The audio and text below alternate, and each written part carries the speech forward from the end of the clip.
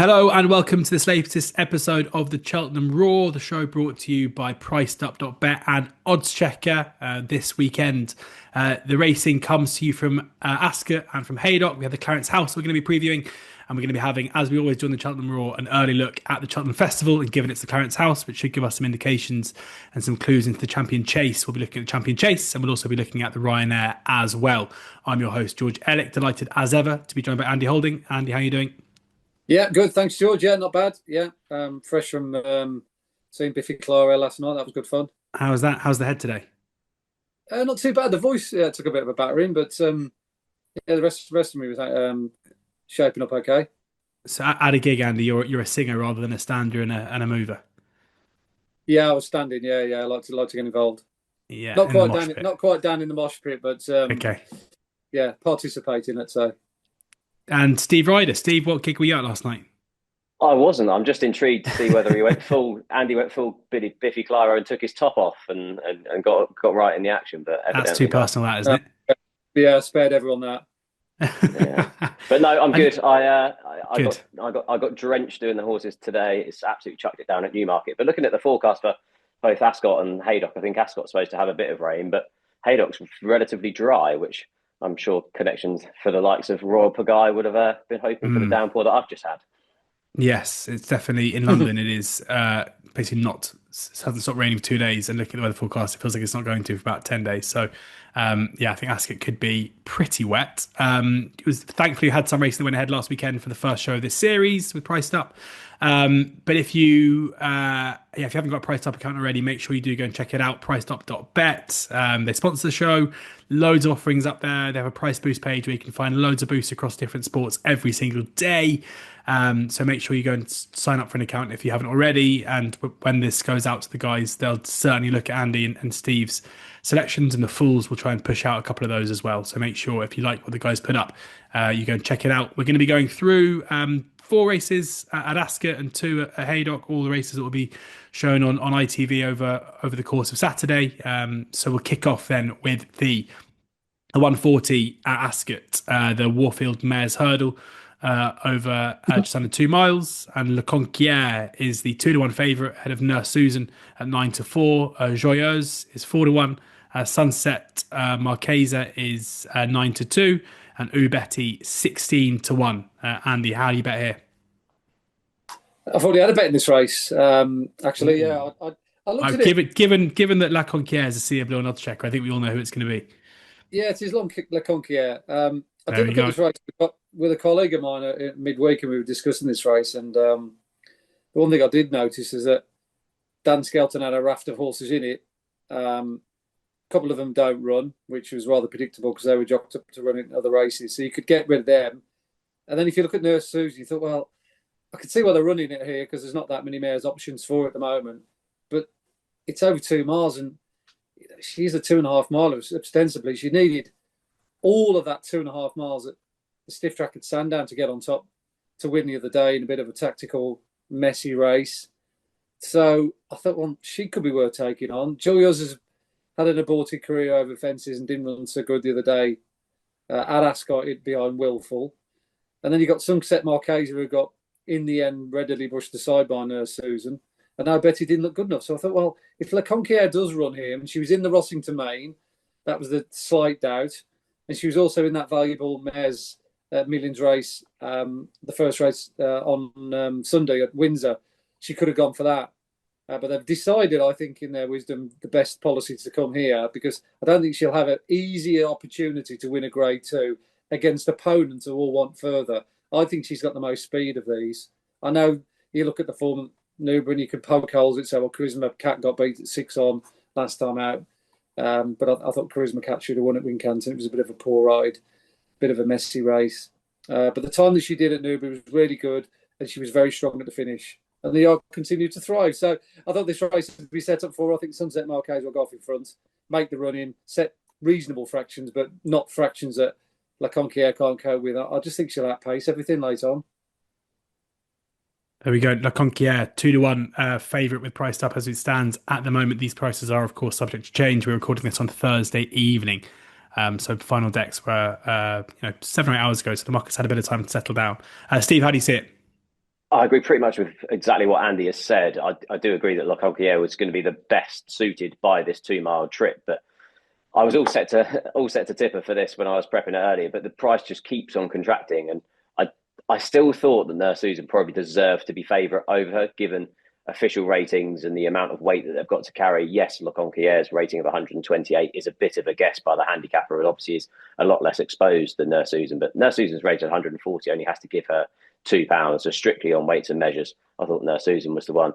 This was the race last year that Dan and Harry Skelton won with Take No Chances, beating Cargies, who's a similar sort of horse that you think would be better suited by the 2 mile trip. And I just thought that the fact that Sunset Marchese would go out in front and she's better over 2.5 miles, I thought might well just bring stamina into play at Ascot. So, yeah, for me, I thought with a drifting Nurse Susan heading sort of towards 2-1, I thought I'd probably just be in her camp at the prices. Just sided with Nurse Susan on prices, as Andy said. Andy, out of interest, just so the listeners know, what price did you back that Conquière at? Oh, I can't say that. It just makes me look, yeah. Go on. I've actually backed it each way at 9-1. With a three places. With a 5-runner race, you'd like to think that I'd at least get the play side of the bet. But you know what's going to happen here. Old Smarty Pants gets the prices, but it doesn't come off. So that's the thing with anti-price betting. It can be a real slap in the face when you spot the value and you do the race right in advance. The number of times you get the value and you think, oh yeah, I've got it all right, and it doesn't work out. The list is endless. I remember backing one early on in the season. I think I backed a horse called Viraflay of Paul Nicholls. I think I took 5-1 each way in the week with 3 places. It ended up going off 4-5 in a 3-runner race, and it finished second. He got beat. Luckily, I got my money back. But how could you get 5-1 each way in a 4-runner race, and it goes off 4-5, and it still got beat? I haven't got the violin out for that one, Andy, I'm afraid. Yeah, they're desperate. Honestly, the better value you get, it's the bigger and harder it is to accept when they don't win. I do think, touching on anti-post betting, just quickly, the Mayor's Novice Hurdle, priced up currently have La Conquière at 11-1 for the Mayor's Novice Hurdle. Now, even if she finishes sort of second to Nurse Susan here, that will be a proper piece of form, I think, going forward. Obviously, Bambino Fever has the option of going to the Supreme, but she's a short price favourite. But for me, I don't know what Andy thinks, I think the Mayor's Novice Hurdle looks really weak this year. So given what she could do in here, if you do believe, like Andy does, that La Conquière might well win this, then yeah, that 11-1 we're priced up around the Mayor's Novice Hurdle at the Cheltenham Festival may well be worth having a look at as well. That's exactly what the Cheltenham Roar is all about. Thank you, Steve, for spotting that 11-1 there for the Mayor's Novice about La Conquière. A good way to get involved if you've missed the fancy prices that Andy got. On to the Handicap Chase now of 2 miles and 5 furlongs to 220 at Ascot, where Vincenzo is the 2-1 favourite ahead of Bad at 5-1. Scarface also 5-1. Etalon is 6-1. Hitman 15-2. Neon Moon 8-1. 14-1 bar. Steve, I think you've seen the horse you back to the 7:30, so we can come to you now first in the second race on the card. Yeah, I thought this race is interesting. Obviously, you've got Bad, you've got Scarface, and you've got Etalon coming here from the Ascot race over 2 mile 3 furlongs 28 days ago, and I fancied Bad for that. I was really disappointed with how he ran in that. Etalon obviously got a peach of ride by Harry Skelton that day, but going an extra 2 furlongs, you'd have a doubt that the cheap pieces would have the same effect for a second time, and he is £5 higher. So I'd probably be against Etalon on that as well. I backed Vincenzo in the December Gold Cup. I didn't think he had any excuses that day. I'd have a slight question mark about his attitude. Now, if you look at it, he's finished second on his previous 3 runs. Now, it's a very easy stick to beat him with, these horses that finish second a few times. But he does have a question mark for me around a horse that's that talented. He's 3 from 15, has had 6 seconds, and I thought on all 2 of his starts and previous 3 starts, I thought he probably should have won all 3 of those contests. So I'd be against the top of the market. I'd take a chance on Hitman, to be honest here. Definitely back him each way, because he does have that same trait of finishing sort of second or third in these races. But he was second in this race last year off a mark of 156, is now off £1 lower. He ended a near 3-year wait when he won the Old Roan Chase on his reappearance, got outclassed by Jello in the Peterborough Chase last time. But I thought I'd just chance him off top weight in this. Paul Nicholls, it is a race that he has got a good record in. He won it in 2014, 2015 and 2019. And yeah, I thought Hitman was the sort of horse that I'd happily back a rock solid each way bet in this race. Yeah, lovely stuff. Hitman, the selection there for Steve. 15-2 each way, 3 places as it stands at the moment. Andy, how do you see it? Yeah, I'm similar to Steve, really. I'd only really want to be backing Vincenzo each way. He's the kind of horse that I look to put up in my column a few times. I put him up in the Paddy Power, and then I went for him again last time. Both of them were perfectly feasible selections based on the price and the likelihood of him finishing the frame. I think he was like 7-1 in the Paddy Power, finished second. 5-1 last time out, finished second. You pretty much know what you're going to get. But when he goes under sort of 3-1, you don't really want to get involved at that price. You kind of like let him win. And he will win one of these, and he certainly does deserve to. There's no doubt about that. But I'll look for something each way against him here. Steve touched upon that race at Etalon won, and it was a good ride. I think it was by Harry Skelton who rode him that day. He took him wide on the track, and he very much got first run on Scarface, who suffered from 2 or 3 reasons why he didn't win on that occasion. First and foremost, he went around the inside on the swamp. Didn't look for the better ground, which ended up costing him. It was 2 mile 3, and his 2 previous runs were over 3 mile 1 in the Badger Beer, and I think he was pulled at the time before over 2.6. So he is predominantly a horse that wants beyond 2.5 miles, and he was closing on Etalon, who was absolutely out on his feet. He was on fumes in the last 100 yards, as Steve pointed out. So I think that Scarface has got a good chance of turning the form around with Etalon. He does like it here at Ascot. He's won here before, and the yard continued to go well. I thought Neon Moon would run well. I know he's knocking on a bit now. You know, he's into his sort of pension stages, but he does run Ascot really well, and he's run up a decent sequence of placed efforts this season, and he has managed to win as well. So I think he's going to run well at his optimum trip. But I think Scarface is the one that you'd like to think could be there or thereabouts. Yeah, Scarface 5-1 as it stands at the moment. The selection for Andy. On to the 253 now, the Holloways Handicap Hurdle, where Came From Nowhere is the 11-4 favourite ahead of Sorry Lord at 7-2. Favois is 6-1. Tripoli Flyer 8-1. Move It Like Mini also 8-1. 9-1. Thanks for the help. Same price as Marsh Daliger. That is some horrendous butchery there of that. But Steve, as you're laughing, you can go first. Yeah, thanks. We've touched on Dan Skelton a few times in this show already. He just seems to have a long-term plan for all these horses. I'm hoping that this has been the long-term plan for Favois in this race that's worth 15 grand to the winner. He's a horse that everyone knows well. He's now 11 years old. He won the 2023 County Hurdle. Has finally now, nearly 3 years later, gone below that mark for the first time since. He outran odds of 40-1 to finish third in the Greatwood Hurdle, finished 8th over this course and distance last time. Now, he generally has a good record at Ascot. He finished second behind Pictori one day in a Grade 2 novice chase back in the day. He finished second in a handicap hurdle here off a mark of 137. He's been dropped £2 down to a mark of 132 here. So he is well handicapped.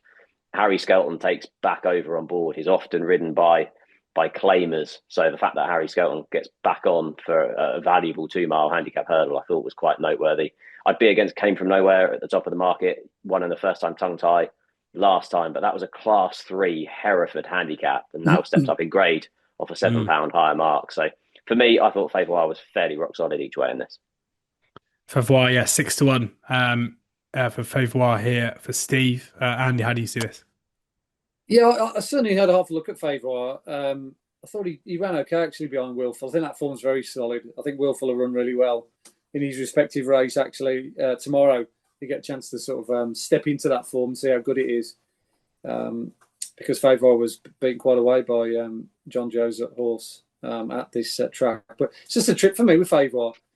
It might suit him now. He's getting a little bit older at 11. You think, well, is he quick enough to win over 2 miles against the real good quality handicappers? But he's run poorly over a mile and 2 mile 4 before. So 6-1, half a dozen the other with him. I'm actually going to go against Steve here with Came From Nowhere. I think this is a very well handicapped horse. He won with more in hand last time and at £7.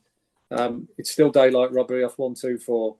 He was down to running the Lanzarote last week, but the ground dried up for him.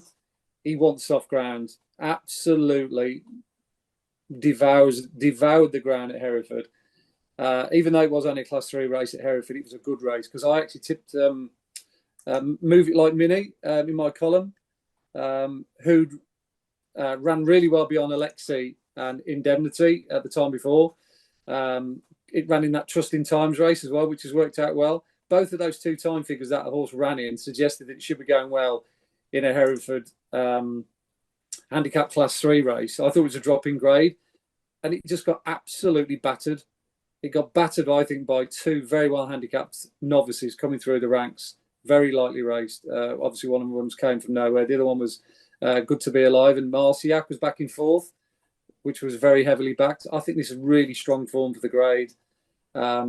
And if you go back and watch that, Lorcan Williams just didn't even have to shake the reins of this horse. It came there absolutely tanking, and it won with any amount of hand. The tongue tie went on for the first time, which clearly suited. Ascot's going to suit it. 2-3, stiff track, right-handed track, soft ground, more round the better. I really like him. He was strongly fancied for that, like I say, for last week's Lanzarote. I think he was about 6 or 7 to 1 poke before they pulled him out. So if he's going to win the Lanzarote, which is a tougher race than this, then he needs to be going very close to winning this. So yeah, I'll be with Came From Nowhere. I think he's on the improve. Has he won you over, Steve? Sorry? Has he won you over? No, I just think I fully appreciate what he says, but I just think this is a much better contest, and you got the likes, Favour and Tripoli Car. I'm just, not just yet, not at the prices anyway. It's one of those races. Yes, technically it is a better race, but a lot of these are they've either gone at the game or they're absolutely completely out of form. I think Surrey Lord is another one on the improve. I mean, he ran in the Wincanton race that Came From Nowhere, finished second in, and he's gone on to frank that Wincanton form, which is very good form as well. Because I don't think there's a huge amount of strength and depth in this, even though it is a Class 2. I think it's a bad Class 2. Right. From a bad Class 2 to a Clarence House and a Grade 1 where we see Il Était Temps head up a 4-runner field, 4-7 heading up the market. John Bon with Harry Cobden on board for the first time after signing with JP McManus is the 9-2 second favourite. Thistleask is 13-2, and Gidley Park, the same price, 13-2. So 4 runners here. Bit of a trappy betting heat, I guess, Andy, but if there's anyone who can find an angle, it would be you. Yeah, I think so. It's a pretty easy race to work out regards how it's going to be run. We know these horses off by heart, particularly this season, what they've done and how they like to be ridden. So unlike some of the handicaps and some horses dipping into races that we don't know their full profiles, this is a fairly, like I say, straightforward race to work out. This Alaska Golf in front, he knows no other way of running, or made all the running in his last 4 victories, including last time out at Kempton, when he seemingly had loads left at the finish. And this will really tell us how good he is. It's like a complete shot at the stumps, isn't it? It's a free hit. It doesn't really matter how he gets on. They're still going to finish fourth at the absolute very least, picking up sort of another 10 grand from a horse who's just been a rags to riches story, typical of Dan Skelton. And he'll lead probably till 3 out. John Bond, bless him, I don't think he's probably going to be, or he looks like he's now not quite the force of old based on his last 2 runs. And they haven't been tragic runs, but he got well outpointed by Lodersford at Cheltenham. And then he got put in his place by El Était Temps yet again at Sandown in the Tingle Creek. I don't know how he can turn that form around. The only slight question mark would be El Était Temps yet to run Ascot, and John Bon is a C&D winner. He's the only C&D winner in the field. So if you think, well, Thistleask, is he quite up to this? Is John Bon the force he was? You're probably only left with Gidley Park as a possible angle in here, as a viable alternative, perhaps in the win or without the favourite market. I'm a fan of Gidley Park, and if it wasn't for the fact he's got such a brittle sort of constitution and we don't see him enough, he might be worth a small interest in the big price when we get onto that Champion Chase market later on, because I've always felt as though 2 miles might suit him best. Don't forget he beat Corwall Potter in a strongly run race at Windsor. The last time he ran over 2 miles, he actually undefeated over 2 miles. 3 runs, 3 victories over 2 miles. They actually tried him at 3 miles, didn't they, in that Albert Bartlett trial a season or 2 ago, which obviously didn't work. And he's just looking as though he isn't quite getting home over 2.5. Last time at Ascot in the 1965, when he got picked off by Django Bay, he got picked off at Aintree as well by Pede Pass. So he's what he's an in-between horse. He's a very good horse at 2.5 miles, but he always seems to find 1-2 good that just outstay him. So I think he's definitely worth a poke at 2 miles. He's all about speed. He's a great traveller. He jumps brilliant. They can afford to ride him just in behind Thistleast. They don't have to make the run into that on Saturday. And because he does stay the trip so well, and he's a strong stayer at the trip, he's likely to be hitting the line stronger than most. So I think Ilete Tompa probably win. He's definitely the best horse 2 miles going right-handed either side of the Irish Sea. His only blip has been at Cheltenham, or blips have come at Cheltenham. So I think that's why he might be vulnerable in the Champion Chase, but not necessarily on Saturday. So I'm not necessarily going against Ilete Tom, but I am advising perhaps Gidley Park without the favourites. Yeah, it's kind of early days for that kind of market, and I'm sure if you look at priced up on the morning of racing, they'll be up there. One firm is out on the oddschecker grids, and it's 2-1 about Gidley Park in the without. Is that a price that appeals? Yeah, well, he should. I mean, he should be technically outside of 3. So, well, you've got John Bond 6-5, Thistleast 15-8, Gidley Park 2-1. Yeah, it's not massive value, is it? It's not like he's 4-1 outside of 3. But like I say, I'm looking for something original to say, to come up with some fresh content other than saying Ilete Tompa win. And I do like to play in the without the favourite market sometimes, particularly on a race like this where I think maybe there is slight vulnerabilities with John Bonn and Thistleast on this occasion. All right, Steve, that's how Andy sees it. Have you any kind of bet you can find in this in the market? No, not really. Ilete Tompa hits all the trends that I did for a trends piece for oddschecker earlier on in the week. I see no real reason why John Bond can reverse form with him based on Celebration Chase or Tingle Creek Chase form with the favourite. I thought this race arguably would suit better than the Tingle Creek because you've guaranteed pace. Like Andy said, Thistleast, John Bond, Gidley Park will all want to force things. Paul Townley can just sit in behind. I looked at it, he can become the 9th horse since 2009 to complete a Tingle Creek and Clarence House Chase double. So that race has obviously got quite a good pointer coming into this. I think John Bond's jumping is going to be really interesting with Harry Cobden coming on board because he used to be a brilliant jumper, but jump index for his last 2 runs was a 6.0 in the Schlur Chase, a 6.2 in the Tingle Creek. Harry Cobden, for me, is one of the best jockeys going over a fence. I think he's absolutely mustard. If he can get him jumping, then he can definitely close the gap. But to give that context, if you look last year in this race, his jump index was 7.7. So there has definitely been something that's happened with John Bond's jumping. But for me, I actually don't think sort of the 8-13, 4-6, 4-7 price around Ilete Tompa is actually a bad price. I thought he'd be shorter than 1-2 in this, to be honest. 4-7, yeah. At the moment, Ilete Tompa maybe getting shorter if Steve is right. So now, before we get on to Haydock, we'll cast our eyes further forward to the Cheltenham Festival. So we've got 8 weeks to go. 8 weeks today will be Ryanair Chase Day, which we're going to get onto in a second. But we're going to first look at the Champion Chase because Ilete Tompa, the horse we've just been discussing, will play quite a big role. You would think Marine Nationale. 9-4 favourite with priced up. Ilete Tompa, best price of the market with priced up at 11-4, as is Margeborough at 7-1. Load of Sud is 12-1. Sugino 16-1. Calixios 16-1. The aforementioned Thistleast and John Bonner 20-1 and 25-1. Solness, I should say, is 20-1 as well. Founder 50-33s. Irish Panther 40-1, just a touch bigger than Gidley Park, who's also 33-1. 66-1, bar those. You mentioned you teased, Andy, that you'd like to talk about Gidley Park in this market as well. Does the 33-1 appeal?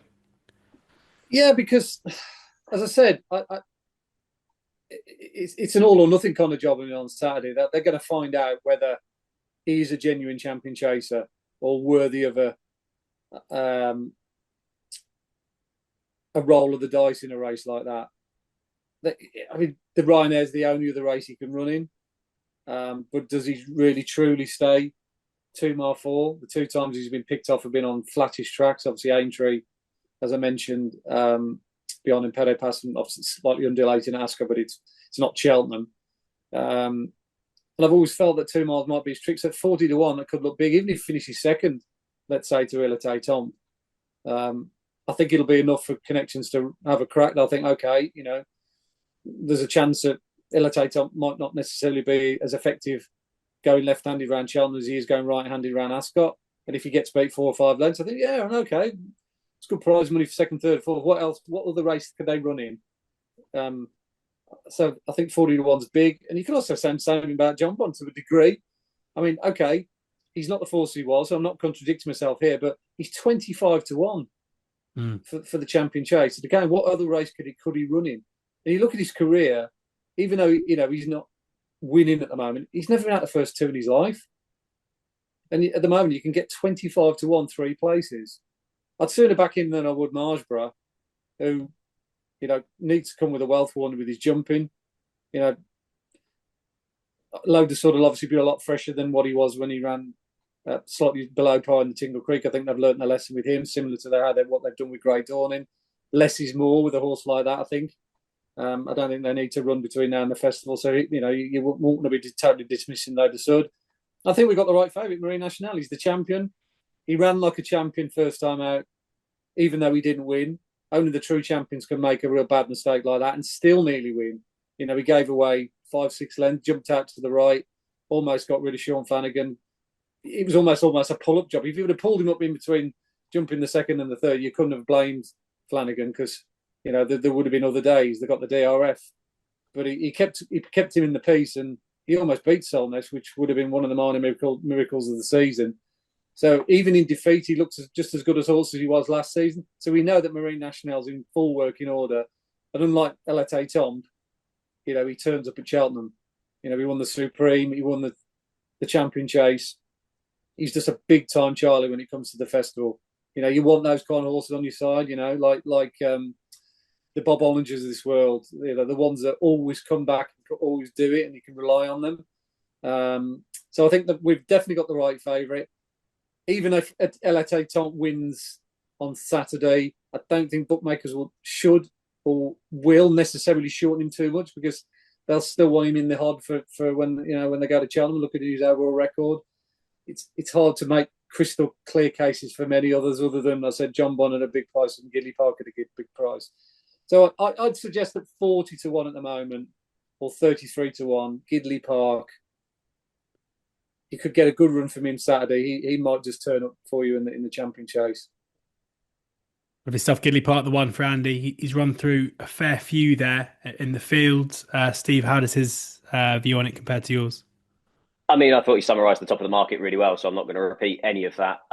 If I was to have a bet today, it would be Liberty Hunter at 100 to 1. We've priced up. So I take confidence in the fact that Andy's also looking away from the head of the market. Now, I really fancied him to beat John Bond and Load of Sud in the Schlur Chase on his reappearance, but he slipped and unseated Harry Cobden that day. He was given a confidence booster last time, hacking around at the back of the Tingle Creek. It didn't entirely work. He made a bad mistake at the 4th last, and that obviously is a slight negative of the fact that he was obviously ridden just to give him confidence. But I just thought his Cheltenham form was excellent. He was second in the Grand Annual. He'd have definitely been involved in the finish of this race last season before falling at the 3rd last. Now, the handy trapper hasn't dropped him even a pound in the 2 runs so far this year. So he's definitely not going to be back down to running a Grand Annual. So he'll definitely be running here. And I thought it was wildly overpriced at 100 to 1 for this, for a horse that's ran well in the race previously, is definitely going to run in it. And it looks like a race that could well cut up. Lovely stuff. 100 to 1 there, Liberty Hunter. We're priced up for the Champion Chase. We'll quickly rattle through the Ryanair. Just have to get through every single race of Cheltenham before it starts. And Factor File is a 6 to 4 favourite ahead of Django Bay in Gaelic Warrior 8 to 1. Hartwood 10 to 1 with Margeborough, also 10 to 1. John Bond, who I guess could be rerouted here. Things don't go to plan. It's 14 to 1 as is Banbridge, 20 to 1 bar those. Andy, anything make appeal now at this stage? Certainly not Factor File at the moment. I think he's one of the worst favourites anti-post that we've got. He's one of the shortest as well. There's not many 6 to 4 pokes in any of the races this year at the festival, which is great to see. I'm a big fan of the horse, so I'm not, looking to get after him all of a sudden. But you've just got to face facts. Even poorly punches down after he absolutely dotted up in the Ryanair last year. One of the most impressive winners we've ever seen of the Ryanair. Whether he was over the top of punches down, I don't know, but he just didn't turn up that day, so he was obviously feeling the effects. He's 2 runs this season. I thought he should have beaten Gaelic Warrior in the John Durkan, didn't go past him. And then he was just horrible in the King George. Didn't jump well, didn't travel well, just lacked his usual verve. He was beat over a mile out. So it just hasn't quite come right. Look, he might come right in March, but I come back in at 6-4. These are terrible price. You'll get that on the day. So I went through this race the day when I did my oddschecker column. I was thinking, well, Django Bay's going for the Gold Cup. Gaelic Warrior's going for the Gold Cup. Mars was going for the Champion Chase. John Bon, well, obviously the same connections as Marsborough and Factor 4, so he's got to run in one of those other races JP's got runners in. He might come here. Depends on what he does at Ascot on Saturday. Banbridge, we don't know with him. He's very much ground dependent. Romeo Coolio's not going to run here. When you go down the list, the Jukebox Man running the Gold Cup. Grey Dawning's running the Gold Cup. We haven't seen him Pele pass all season. There's not a lot left in this race. So I've come up with a conclusion that Hartwood is a fantastic price. I think he's in better form this year at the moment than Factor File is. And he was second to Factor File last season. He was really good when he won at Tremor. He beat some really good horses, Bloodless in a very fast time. And we know that the Bromhead's horses come alive at the festival. So I think there's still 10-1 value in that 10-1 currently. We priced up. You're on a guaranteed runner. He's virtually going to go straight to the festival. And as I said, you could kick out at least 7 or 8 horses, either that are shorter than him or slightly bigger than him in the market. So I think he's a great bet, Hartwood. He's one of the. It's a really good betting race at the moment, the Ryanair, unlike some of the other races we're discussing. Hartwood there, 10-1 for Andy. Steve? I agree. It's a race to have a bet in. I'm going to be dangling over the 8-1 Gaelic Warrior during the Irish Gold Cup because I expect Galopin Des Champs to win that. And everyone's expecting the old Lossy Mouth switch to the Mare's Hurdle for Willie Mullins and Rich Ritchie to go for the easier option. And I just wonder whether the fact that Paul Townend won't be on board Gaelic Warrior if Galopin Des Champs wins the Irish Gold Cup might well influence connections to come here. So I'll be hovering over that 8-1 around Gaelic Warrior because I do think there is a genuine chance that he could reroute here. And I'm interested in Andy's opinion. If they suddenly came out and said Gaelic Warrior definitely runs in the Ryanair Chase, I think he'd be around a 5-2 shot for this race. So I think there is a bit of value in backing him at around 8-1. But the other one that I'm with is Matata. I did another trends piece for oddschecker on the New Year's Day chase at Cheltenham, and the only box that he didn't tick was the trip. He'd only tried the 2.5 mile trip in the Mellins Chase last season. I'd excuse him that. His other poor run was at Aintree previously, but I was really impressed with him that day. Il Ridotto got his good ground on the new course, which you know that he likes, and he beat him by nearly 10 lengths, giving him a stone of weight. He would have finished ahead of John Bon in the Schlur Chase if he hadn't made a bad mistake at the last. He has strong Cheltenham form. He's completely unexposed at the trip. He's rated 160, so there's no option of him going for a handicap, and it's 25-1 for this. So I thought Matata, in a race that's definitely going to cut up, I thought Matata 25-1, 3 places if it priced up was a good price as well. Matata 25-1 and Gaelic Warrior is 8-1. Now we've got about 5 minutes to rattle through the last 2 races on the programme, which will be the 2 at Haydock. What I'll do, I just got 5 minutes, I'll go through both prices. So Old Park Star in the 125, which is the novice hurdle, is the 8-11 favourite. Hurricane Pat is 15-8. Soldier Reeves 10-1, 12-1. Japetus 50-1 bar those. And then in the 2 o'clock, which is the Handicap Chase, over 3 miles, Miretown is the 2-1 favourite. Had a confusion at 5-2. Johnny Who 3-1. Royal Pagaille 6-1 and 12-1 bar those. Andy, quick as you can, who are your fancies from those 2? Yeah, I can tie in a horse that's running over the weekend to tell you what I've done in a short price double. I think Protectorat will hopefully win the Fleur Chase. Is it the Fleur de Lis, is it? Fleur de Lis, yeah. The Fleur de Lis, yeah. He's obviously laid out for that. Big prizeman and offer. Won it last year. And he looked in great form when he ran at Cheltenham over the wrong trip the other day. I think he'll take all the beating. And I've stuck it in a short price double with Old Park Star, who I think will win the Rossington Main. He's the best UK, one of the best UK hurdlers we've got in the numbers. When he won at Cheltenham, he was absolutely brilliant. He never came out of second gear as well to do that. He's a seriously talented horse. And Nico's obviously gone to ride him as well, which would be great. But I do think this track will suit him. You know, it's a front runner's track. He made all the running at Cheltenham. He's going to make all the running here, I think. So Hurricane Pat, who ran a fantastic time for his Sandown, I think might just have a job on this occasion, pegging him back. So he's going to be like 3 or 4 lengths behind, turning in. I think Old Paul Stark will kick, and I think he'll get everything in trouble, and he'll be very, very difficult to beat. I've got a lot of respect for Hurricane Pat. The form has worked out well from that Sandown race. The 4th horse won the other day.